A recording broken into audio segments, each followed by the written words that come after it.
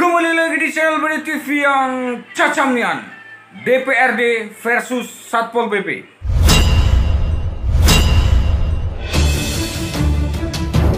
Seorang anggota dewan di kota sendiri dengan kota di kota dan hanya gara-gara KTP.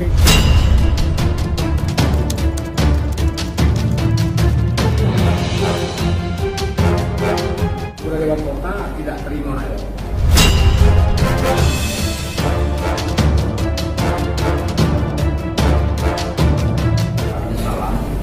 Menyesalkan aktivitas tindakan yang dilakukan Satpol PP Provinsi.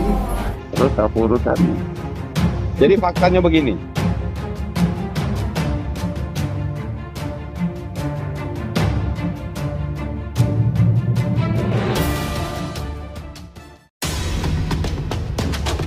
Sabtu malam 23 Januari 2021, Satpol PP Provinsi Bengkulu melakukan razia di sejumlah tempat hiburan malam, salah satunya biliar di Jalan Cimanuk, Kota Bengkulu. Saat razia di biliar tersebut, anggota Komisi 2 DPRD Kota Bengkulu, Rahmat Mulyadi, yang juga Ketua Partai Nasdem Kota Bengkulu, terjaring razia petugas gabungan. Razia gabungan yang menjaring anggota dewan tersebut menuai protes dari sejumlah anggota DPRD Kota Bengkulu.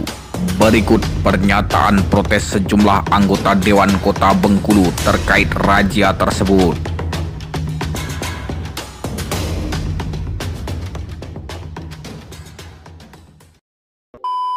Kalau beliau ini bermain mengawasi biliar di mana memang sudah tugas beliau. Jadi kalau merazia itu lihat dulu kalau Pak Yani ini kan udah memang olahraga biliar itu kan olahraga, cabang olahraga yang sudah masuk di KONI tuanya. Jadi sangat wajar kalau beliau itu mengawasi setiap tempat biliar. Itu yang pertama. Yang kedua, Satpol PP Provinsi ini kalau mau merazia di Kota Bengkulu harus gabungan sama Satpol PP Kota, nggak bisa dia sendiri. Lagi pula membawa orang ke dalam truk itu kalau memang yang bukan yang kan beliau yang masyarakat biasa. Kalau sudah menunjukkan yang penting kan ada identitasnya, baik itu SIM, KTP, bukan sembarangan bawa gitu. Jadi kalau orang udah target akan mau dicurigai masih suruh membawa apa gitu ya, narkoba atau segala macam. Kalau ini kan tidak mungkin. Seorang anggota dewan di kota sendiri dengan kota di kota dan hanya gara-gara KTP, bukan bagian dari identitas, sudah ada. Dia udah masukkan SIM dari KTA dewan, itu sudah keterlaluan dan saya selaku anggota dewan kota tidak terima. Kami minta Ketua Komisi 1 mungkin memanggil sampai kota dan provinsi itu untuk ditindaklanjuti. Jadi kita dengan kejadian yang menimpa Pak Rahmat Mulyadi dari Komisi 2 DPRD Kota Bengkulu, kami menyatakan keberatan, tidak menyesalkan aktivitas tindakan yang dilakukan Satpol PP Provinsi maupun rangkap operasi pada malam itu, mungkin razia atau operasi namanya itu, karena pada saat itu Indonesia dalam Mulyadi sudah memberikan beliau dan hanya mempersoalkan KTP yang tertinggal. Sebenarnya KTP ini adalah bukti identitas yang bersangkutan, dan Pak Rahmat Mulyadi ini bukan penduduk gelap sebenarnya. Artinya kami merasa ini sebuah tindakan yang tidak beretika, dan kami menghimbau bahwasanya perangkat daerah khususnya yang membidangi hal-hal yang sifatnya operasi justisi dan lain-lain ini bisa dalam melaksanakan operasi dalam situasi pandemi, masyarakat pada tegang, masyarakat pada panik, ekonomi dan sulit ini lebih beretika, lebih profesional, dan kami bukan gila hormat atau apa. Tidak, Pak Rahmat Mulyadi memang sepatutnya mendapatkan perlakuan protokoler, perlakuan kehormatan, perlakuan yang layak, tapi dalam situasi apapun, apalagi dalam situasi operasi publik, apalagi di wilayah hukum administrasi wilayah Kota Bengkulu, apalagi kalau kita bicara soal kewenangan itu artinya adanya di wilayah administrasi Kota Bengkulu. Saya rasa itu kami sangat menyesalkan dan meminta supaya pihak Satpol PP provinsi agar memberi klarifikasinya, karena kita seyogyanya harus harmonis dalam masyarakat itu. Itu beliau habitatnya di Biliar, ya kan. Nah, dan satu hal lagi yang kemudian mengherankan bagi kami adalah SIM beliau ditahan.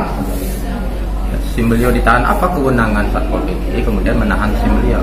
Satpol PP provinsi. Ya, Satpol PP provinsi. Kemudian bahkan tadi cerita beliau dipaksa juga naik ke truk. Ini sebenarnya sudah tindakan kesewenang-wenangan. Nah, tindakan kesewenang-wenangan, tidak beretika dan sebagainya. Arogan. Itu kami juga DPR akan melakukan langkah-langkah lah kalau sekiranya kemudian Satpol PP provinsi tidak segera melakukan klarifikasi.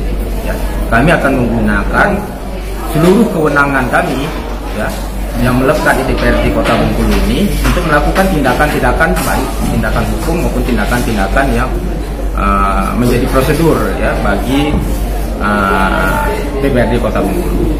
Ya, karena tidak ada kewenangan Satpol PP Kota kan ada. Apa kewenangan dia kemudian masuk ke wilayah kota? Kami juga mendengar bagaimana ada kafenya Pak Iswandi Ruslan, ya, warung makan Pak Iswandi Ruslan juga pernah dirazia oleh Satpol PP provinsi. Ya, bahkan dengan cara-cara yang tidak enak. Ya, jadi ini yang kami prihatinkan sekali. Oleh karena ini, karena kejadian yang telah berulang terakhir terhadap Pak Rahmat Jadi, besok kami akan lakukan hearing dengan Satpol PP Kota. Ya, kemudian kami tentu akan ini merupakan sebuah peringatan juga bagi Satpol PP provinsi untuk tidak sewenang-wenang, ya, arogan itu namanya.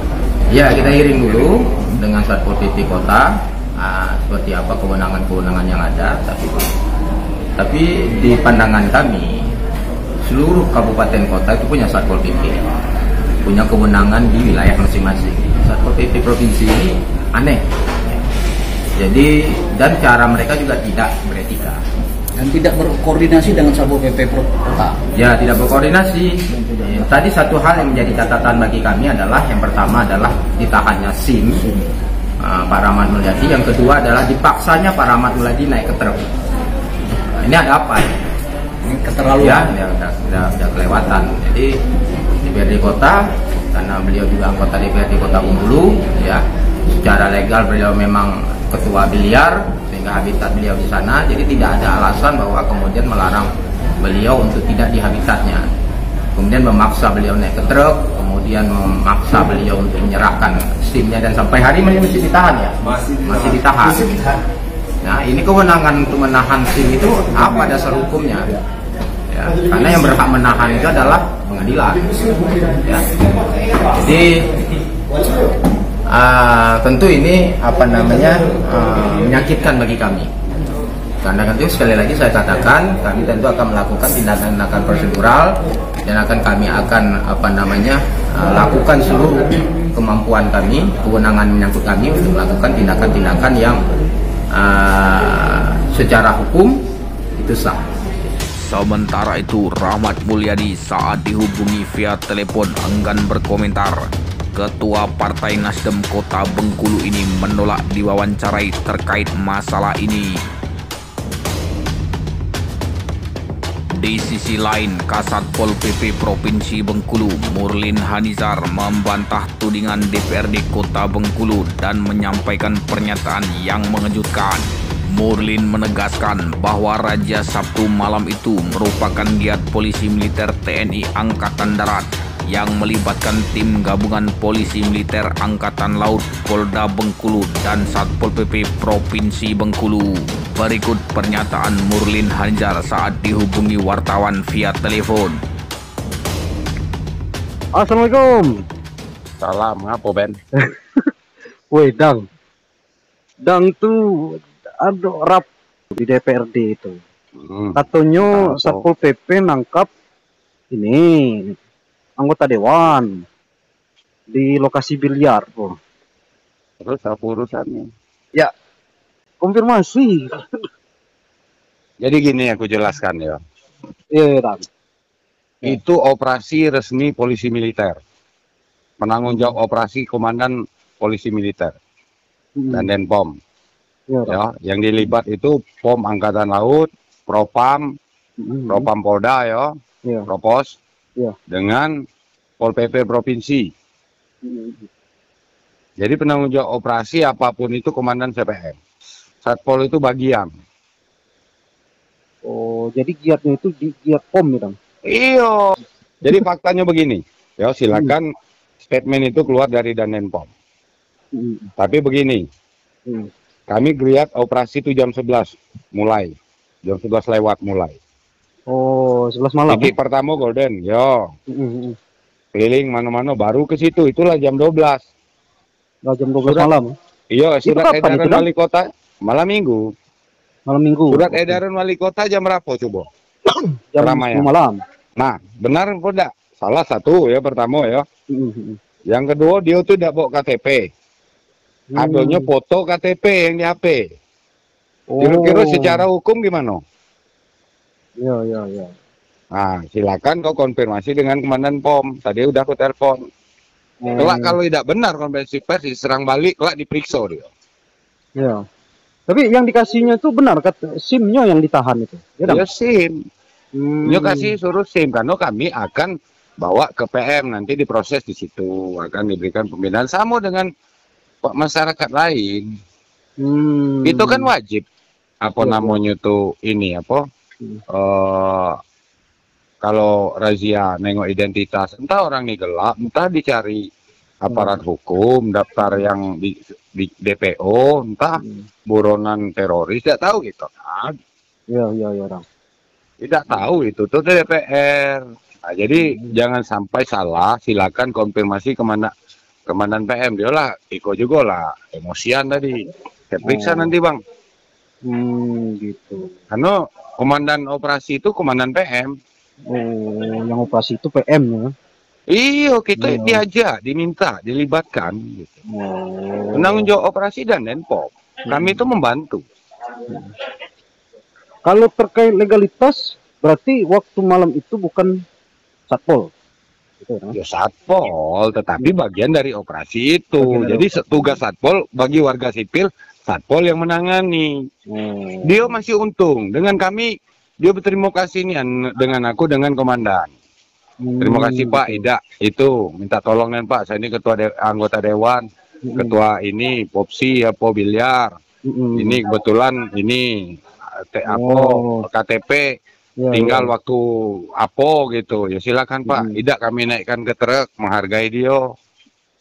Nah, banyak yang dipelintir Pak. Nyo naik truk apa cak mana itu diangkutnya Bang? Nyo disuruh dewe naik motor ke ini, ke kantor PM, kurang apa lagi gitu. Oh, bukan dibawa ke Satpol PP. Bukan, penanggung jawab operasi itu PM. Jadi dia ini dewe apa pakai motor sendiri dia. Iya, bukan dinaikkan dalam mas. Kami naikkan ke truk. Oh, gitu. Jadi jangan salah dia kalau dia membuat statement itu pencemaran nama baik dan itu dituntut kawan lah, hati-hati. Dan dia katanya sudah nunggu kami di kantor PM, tapi karena kami kan masih keliling waktu itu. Iya. Nah, sama kayak yang lain kau ikut dulu, yang lain kan naik truk. Iya. Bukan dibawa ke Satpol, ke PM, karena penanggung jawab operasinya PM, kami turun dari situ kok. Oh, gitu. Silakan, tidak ada masalah. Dia tuh lah malu kelak kalau itu. Faktanya seperti itu. Oke. Tapi izin boleh Dang, ngutip dikit dari Dang. Biar kami telepon yang komandan PM juga. Nah, sudah lah, udah aku telepon. Kau konfirmasi aja dengan dia. Lalu media ini menghubungi Komandan Polisi Militer TNI Angkatan Darat Bengkulu, Mayor CPM Pandi Rahana Simbolon. Ia menyarankan wartawan untuk datang ke kantor keesokan harinya.